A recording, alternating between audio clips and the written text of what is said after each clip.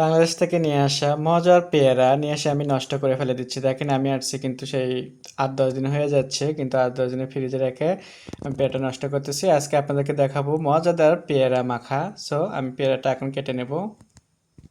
সেই লেভেলের মিষ্টি পেয়ারা, তো আমি পেয়ারাটা দেখতেই পারছেন আমি কেটে নিলাম সুন্দরভাবে। আর এখানে পেয়ারা মাখার জন্য আমি নিয়ে নিচ্ছি শুকনো মরিচ, নিয়ে নিচ্ছি লবণ একটু, আর হলো সর্ষের তেল। আপনারা চাইলে কিন্তু গুঁড়ো মরিচ দিয়ে মাখাতে পারেন, কিন্তু আমার কাছে শুকনো মরিচ ভাজাটা খুবই ভালো লাগে, সেই জন্য করে আমি শুকনো মরিচটা নিলাম।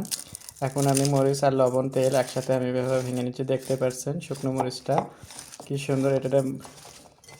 এখন আমি পেয়ারাটা মাখা নিচ্ছি।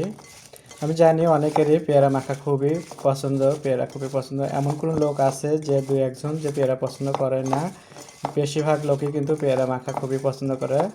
আর আমার তো ফলের মধ্যে এক নম্বর হলো তিনটা ফল নামের মধ্যে আছে পেয়ারা, পেঁপে।